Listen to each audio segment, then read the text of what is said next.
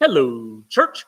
So today is our devotional for Friday, March 21st, and hopefully I remembered to change the dates and all that sort of stuff.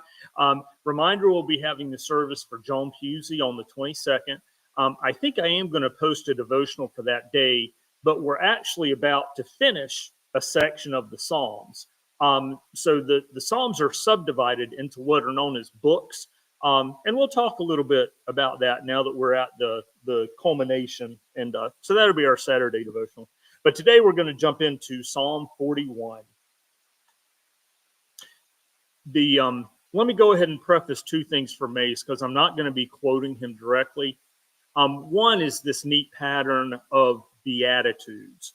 So happy are those is going to be here very often, and I can't tell you specifically because I just looked at it quickly. Very likely Peterson is going to do blessed to connect it with the beatitudes that Jesus would preach. But also this is like Psalm 38. This is another psalm that's dealing with sin sickness and looking to God for healing and salvation coming. So Psalm 41. Happy are those who consider the poor. The Lord delivers them in the day of trouble. The Lord protects them and keeps them alive. They are called happy in the land.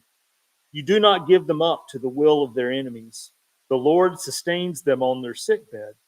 And their illness you heal all their infirmities. As for me, I said, O Lord, be gracious to me. Heal me, for I have sinned against you. My enemies wonder in malice when I will die, and my name perish.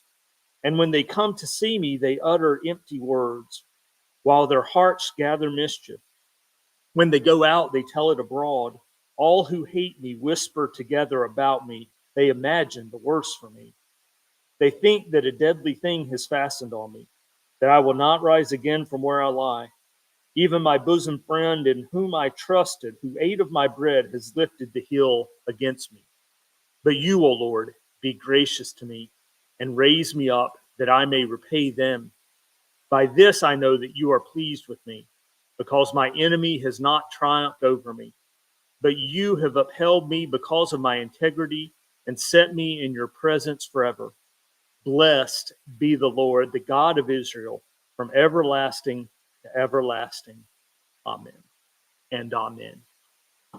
The double amen, I'm pretty sure, is related to finishing one of those books. We'll explore that a little bit more on Saturday. And here we go, Peterson. Dignify those who are down on their luck. You'll feel good. That's what God does. God looks after us all, makes us robust with life, lucky to be in the land. We're free from enemy worries. Whenever we're sick and in bed, God becomes our nurse, nurses us back to health. I said, God be gracious, put me together again. My sins have torn me to pieces. My enemies are wishing the worst for me. They met bets on what day I will die. If someone comes to me, he mouths empty platitudes, all the while gathering gossip about me to entertain the street corner crowd. These friends who hate me whisper slanders all over town. They form committees to plan misery for me. The rumor goes out, he's got some dirty, deadly disease. The doctors have given up on him. Even my best friend, the one I always told everything, he ate meals at my house all the time, has bitten my hand. God, give grace. Get me up on my feet. I'll show them a thing or two. Meanwhile, I'm sure you're on my side. No victory shouts yet from enemy camps. You know me inside and out. You hold me together. You never fail to stand me tall in your presence so I can look you in the eye. Blessed is God, Israel's God, always, always, always. Yes, yes, yes. If I have not told you before, which I don't think I have, my first introduction to Eugene Peterson's message was when Barb and I were dating and still in seminary, and she had graduated from Millersville, and there was a United Methodist Church led by Pastor Jim Garner that we would sometimes attend, and they did a contemporary service in the evening. For the Lord's Prayer, they used Eugene Peterson's version of it, which ended, like you just heard, instead of doing amen, yes, yes, yes. Literally, the word amen means so be it. So we are acknowledging ourselves to God's will. It was a different enough version of the Lord's Prayer that it annoyed me. And honestly, didn't think that I was going to be real into the message for a number of years.